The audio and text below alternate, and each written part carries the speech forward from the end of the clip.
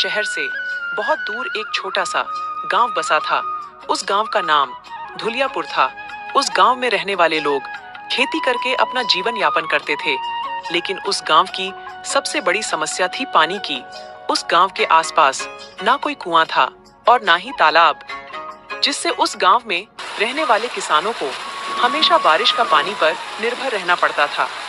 जब वर्षा होती थी तो किसानों की खेतों पर सिंचाई होती थी। इसी गांव में वीरू नाम का एक किसान रहता था। उसके घर में उसकी पत्नी और 2 बच्चे रहते थे। वीरू बहुत ही मेहनती किसान था। वह सुबह खेतों में खेती करने के लिए चला जाया करता था और खेतों का सारा काम निपटाकर शाम के समय घर आया करता था। वीरू की मेहनत की वजह से उसकी फसल काफी अच्छी होती थी और अच्छी फसल होने के कारण उनकी फसल काफी अच्छे दामों पर बिक जाया करती थी। मीरा, मैं खेतों पर जा रहा हूँ, वहीं पर खाना खा लूंगा। तुम मेरे लिए खाना बांध दो। मैं आपका खाना पहले ही बांध कर रखा है। यह लीजिए अपना खाना, और शाम को आते वक्त जरा मोहन के दुकान पर से थोड़ा राशन ले आना। ठीक है, मैं ले आऊंगा। वीरू अपने खेतों पर चला जाता है और खूब मेहनत से काम करता है।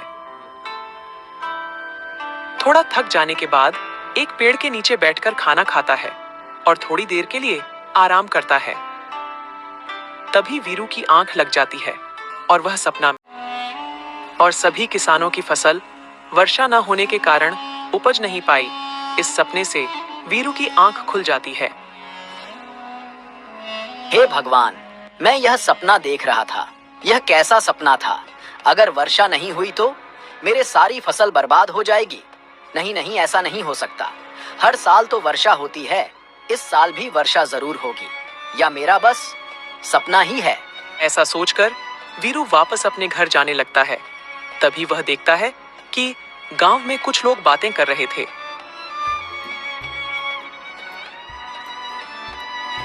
अरे, मैंने सुना है इस बार कुछ गांव में वर्षा नहीं होगी, जिसमें हमारा गांव धुलियापुर का भी नाम आता है।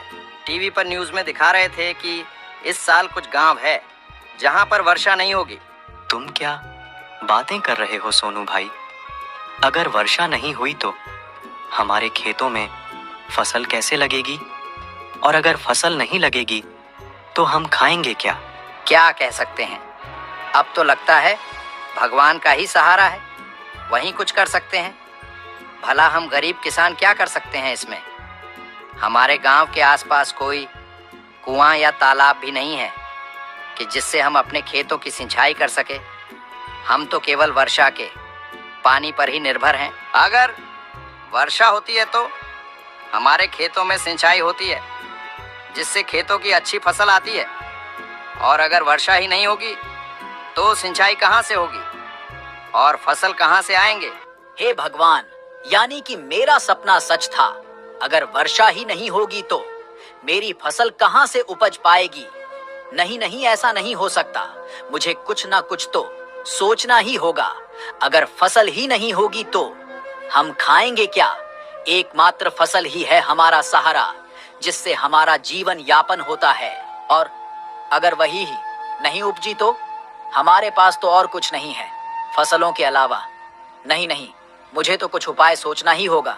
ऐसा कहते हुए वीरू घर को चला जाता है।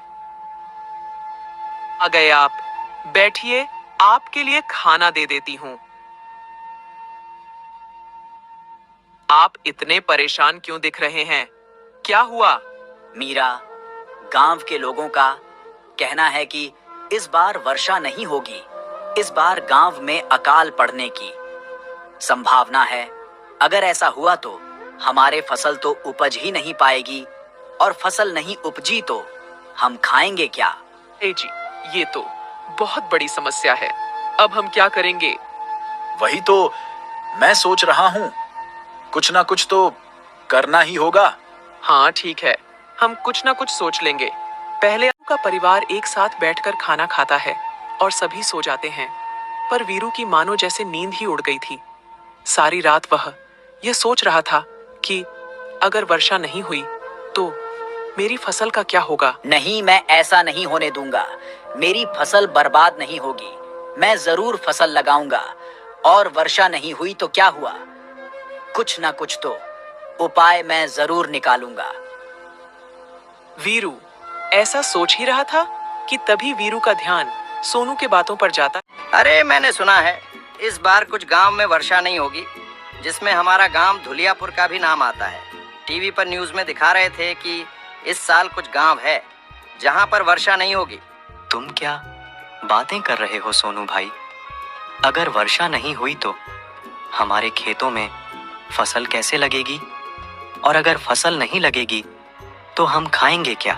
क्या कह सकते हैं, अब तो लगता है भगवान का ही सहारा है, वहीं कुछ कर सकते हैं। भला हम गरीब किसान क्या कर सकते हैं इसमें? हमारे गांव के आसपास कोई कुआं या तालाब भी नहीं है कि जिससे हम अपने खेतों की सिंचाई कर सके।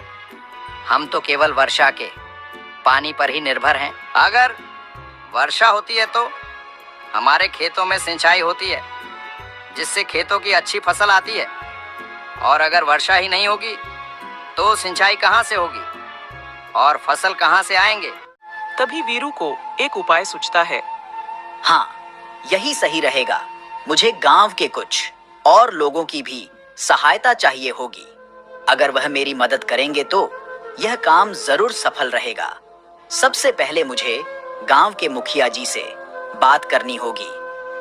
हाँ, सुबह होते ही मैं इस बारे में मुखिया जी से सुबह होते ही वीरू गांव के कुछ लोगों के पास जाता है।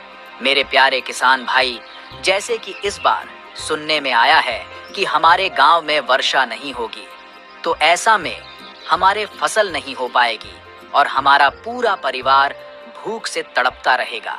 हमें कुछ ना कुछ तो करना ही होगा। कह तो तुम सही हो, पर भाई हम कर ही क्या सकते हैं? मैंने एक उपाय सोचा है। हमारे गांव में एक भी कुआं या तालाब नहीं है। अगर हमारे गांव में कोई कुआं या तालाब होता तो वर्षा का पानी उसमें इकट्ठा किया जा सकता था, जिससे वर्षा न होने पर भी हम कुएं या तालाब का पानी इस्तेमाल कर सकते थे। लेकिन हमारे गांव में कोई कुआं या तालाब ही नहीं है।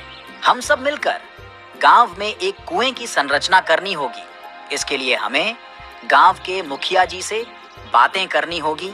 हाँ भाई, तुम सही कह रहे हो। ये तो बहुत बड़ी समस्या है। हमें इसके बारे में मुखिया जी से बात करनी ही चाहिए। फिर गांव के सभी किसान गांव के मुखिया के पास जाते हैं और मुखिया जी को अपना विचार बताते हैं। हाँ किसान भाइयों, यह तो तुम सही कह रहे हो। गांव में कोई कुआं या तालाब ना होने की वजह से किसानों को बहुत से कठिनाइयों का सामना करना पड़ता है और गांव के सारे किसान केवल वर्षा के पानी पर ही निर्भर है। अगर हमारे गांव में कुआं होगा तो वर्षा न होने पर भी लोग अपने खेतों की सिंचाई कर सकेंगे। तुम ठीक कह रहे हो वीरू भाई, हम कल से ही गांव में कुआं खोदने का काम शुरू कर देते हैं। तुम सारे लोगों को मिलकर गांव में एक कुआं खोदना होगा और जमीन की चिंता मत करो। मेरे घर के पास पीछे वाले बगीचे में तुम सब कुआं खोद सकते हो। सारे किसान इस पर सहमति जताते हैं और अगले दिन से ही काम शुरू हो जाता है। कुछ ही दिन में कुआं खुद कर तैयार हो जाता है और बहुत गहराई तक कुआं खोदने के बाद कुआं में पानी नजर आता है। पानी को देखकर सभी किसान भाई बहुत खुश हो जाते हैं। सभी किसान ये बात गांव के मुखिया जी को बताते हैं। मुखिया जी भी इस बात से बहुत खुश होते हैं। वह मेरे किसान भाइयों, तुमने तो कमाल कर दिया। आखिरकार तुम सब ने मिलकर हमारे गांव में एक कुआं खोद ही दिया। अब तुम सारे किसान मिलकर बारी बारी से सिंचाई करना।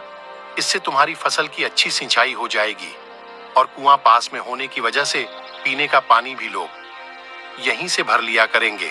इस तरह इस बार धुलियापुर गांव में वर्षा नहीं हुई, लेकिन वर्षा न होने के बावजूद भी गांव के किसानों को ज्यादा फर्क नहीं पड़ा, क्योंकि अब गांव के किसान बारी बारी से कुएं के पानी से अपने खेतों की सिंचाई कर लेते थे। थोड़ी ही दिनों में गांव के किसानों के अच्छे फसल हुई और इस तरह धुलियापुर गांव फिर से खुशहाली से भर गया।